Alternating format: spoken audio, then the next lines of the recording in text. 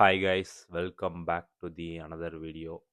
இந்த வீடியோவில் நான் எதை பற்றி பேச போகிறேன் ஆர் ஷேர் பண்ண போகிறேன் அப்படின்னு பார்த்தீங்கன்னா, உங்ககிட்ட ஒரு 3000லேருந்து ஒரு 5000 இந்தியன் ருபீஸ் இருக்குன்னா, அதில் ஒரு one of the best investment decision என்ன பண்ணலாம் அப்படிங்கிறத பற்றி தான் வந்து இந்த வீடியோவில் நான் ஷேர் பண்ண போகிறேன். கவலைப்படாதீங்க, no stock market, no mutual fund investments, அதை பற்றி நான் சொல்ல போகிறது கிடையாது. இது அதையும் தாண்டி one of the best investment. இந்த வீடியோ முடியிறப்போ இந்த விஷயத்த நீங்கள் போய் செஞ்சீங்கன்னா கண்டிப்பாக நீங்கள் வந்து எனக்கு தேங்க் பண்ணுவீங்க. வாங்க வீடியோக்குள்ளே போகலாம். அதுக்கு முன்னாடி இந்த சேனலுக்கு நீங்கள் புதுசாக இருந்தீங்கன்னா, எனக்கு தெரிஞ்ச விஷயம் அண்ட் எனக்கு பிடிச்ச விஷயத்த வந்து ஷேர் பண்ணுவேன், டாக்குமெண்ட் பண்ணுவேன். அதெல்லாம் நீங்களும் பார்க்கணும், இல்லை உங்களுக்கும் பிடிக்கும்னு நினச்சிங்கன்னா மறக்காமல் சப்ஸ்கிரைப் பண்ணிவிடுங்க. ஓகே, அது என்ன பெஸ்ட் இன்வெஸ்ட்மெண்ட் அப்படின்னு சொல்லி பார்த்தீங்கன்னா, நான் இப்போ ரீசெண்டாக இந்தியா போயிருந்தேன். இந்தியா போயிருந்தப்போ இந்த விஷயத்த நான் ரொம்ப நாளாக செய்யணும்னு நினச்சிக்கிட்டே இருந்தேன். ஆனால் எனக்கு வந்து டைமே கிடைக்கல, இல்லை தள்ளி போயிட்டே இருந்துச்சு. கடைசியாக எப்படியாச்சும் கிளம்புறதுக்குள்ளே கண்டிப்பாக இதை வந்து நான் பண்ணியே ஆகணும் அப்படின்னு சொல்லி ஒரு முடிவு எடுத்து பண்ணேன். அது என்னன்னு சொல்லி பார்த்தீங்கன்னா, இன்வெஸ்டிங் ஆன் மை ஹெல்த். என்னோட ஹெல்த் கண்டிஷன் எப்படி இருக்குன்னு சொல்லி வந்து என்னோட இதை தெரிஞ்சுக்கிறதுக்கோசரம் போயிட்டு ஒரு ஹாஸ்பிட்டலில் போயிட்டு ஒரு மாஸ்டர் ஹெல்த் செக்அப் பண்ணேன். ஒரு எனக்கு வந்து ஒரு 3500 அந்த மாதிரி ஆச்சு. இதுதான் வந்து one of the best investment அப்படின்னு சொல்லி நான் உங்ககிட்ட ஸ்டார்டிங்லேயே சொன்னேன். நம்ம வந்து எதுலையோ வந்து காசை வேஸ்ட் பண்ணுறோம், எங்கெங்கேயோ வந்து செலவு பண்ணுறோம். ஆனால் நம்ம ஹெல்த்தில் இன்வெஸ்ட் பண்ணுறது ஒன் ஆஃப் த பெஸ்ட் இன்வெஸ்ட்மெண்ட்டாக இருக்குன்னு நினச்சி தான் வந்து நான் இதை பண்ணேன். அண்டு அதுவும் இல்லாமல் ஒரு வண்டி வாங்குறோன்னு வச்சுக்கோங்களேன், ஒரு எக்ஸாம்பிளுக்கு 5 வருஷம் இல்லை ஒரு 10 வருஷம் இல்லை ஒரு 15 வருஷம் ஓட்ட போகிற வண்டிக்கே வந்து 6 மாதத்துக்கு ஒரு டைம், ஒரு வருஷத்துக்கு ஒரு டைம் வந்து இன்ஜின் சர்வீஸ் பண்ணுறோம், ஆயில் செக்கப் பண்ணுறோம், எல்லாமே பண்ணுறோம். ஒரு 50 வருஷம் 60 வருஷம் நமக்கோசரம் உழைக்க போகிற இந்த உடம்புக்கோசரம் நம்ம வந்து என்ன இது பண்ணுறோம் அப்படிங்கிற மாதிரி எனக்கு தோணுச்சு. ஸோ அதை வந்து கேர் எடுத்துக்கிற விதமாக நான் போய் காசு கட்டி இந்த மாஸ்டர் ஹெல்த் செக்கப் பண்ணேன். அதில் பண்ணும்போது தான் வந்து நம்ம பாடியில் நம்ம என்ன மாதிரிலாம் இருக்குது கண்டிஷன்ஸ் அப்படின்னு சொல்லி நமக்கே தெரிய வரும். ஸோ இதை வந்து நான் ஒன் ஆஃப் த ஒரு நல்ல இன்வெஸ்ட்மெண்ட்னு சொல்லி நான் சொல்லுவேன். எனக்கு இந்த மாஸ்டர் ஹெல்த் செக்கப் பண்ணுறதுக்கு 3500 ஆச்சு ஒரு ஹாஸ்பிட்டலில். இது வந்து ஹாஸ்பிட்டல் டு ஹாஸ்பிட்டல் வந்து டிஃபர் ஆகும் கண்டிப்பாக. ஒரு சில ஹாஸ்பிட்டலில் 5000 6000 அந்த மாதிரி கூட கேட்பாங்க.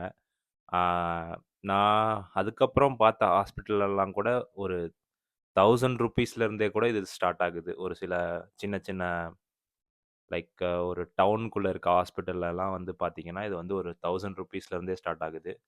உங்களால் ஒரு 1000 ருபீஸ் இன்வெஸ்ட் பண்ண முடியும் அப்படின்னா, கண்டிப்பாக நீங்கள் போய் இதை பண்ணீங்க. பண்ணீங்கன்னா கண்டிப்பாக உங்களோட ஹெல்த் கண்டிஷன்ஸ் எப்படி இருக்குன்னு சொல்லி உங்களுக்கே தெரிய வரும்.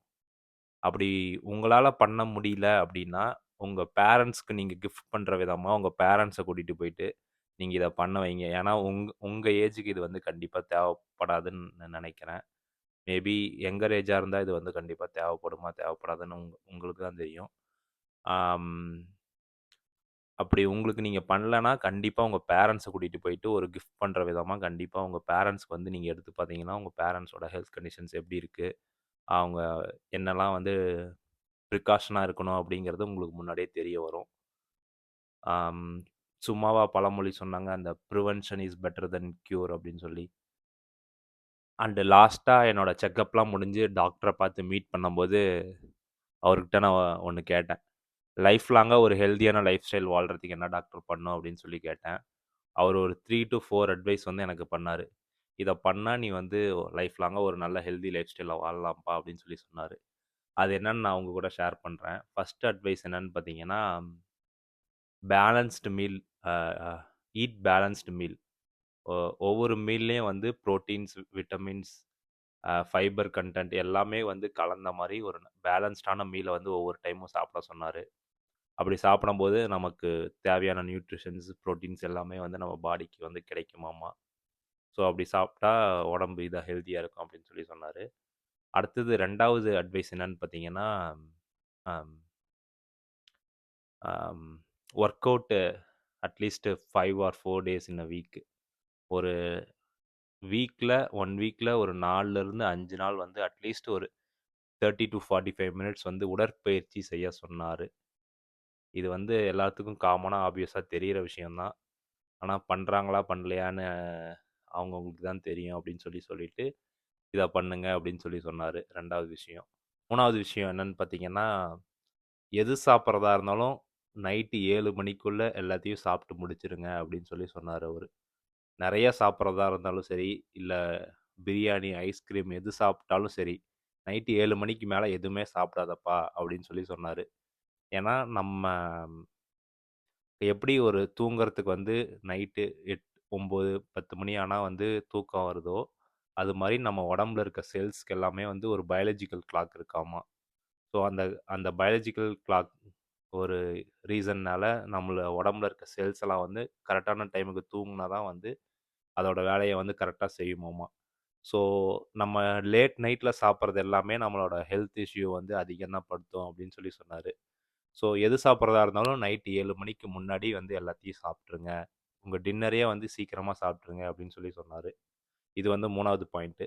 அடுத்தது 4வது பாயிண்ட் என்னன்னு பார்த்தீங்கன்னா, கண்டிப்பா நெறைய பேருக்கு தெரிஞ்சது தான். At least 7 to 8 hours of sleep கண்டிப்பா இருக்கணுமாமா.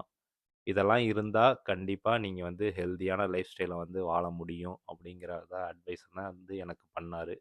ஸோ இதெல்லாம் தான் கைஸ் இந்த மாஸ்டர் ஹெல்த் செக்கப்ல போயிட்டு நான் வந்து தெரிஞ்சுக்கிட்டது அண்ட் கத்துக்கிட்டது.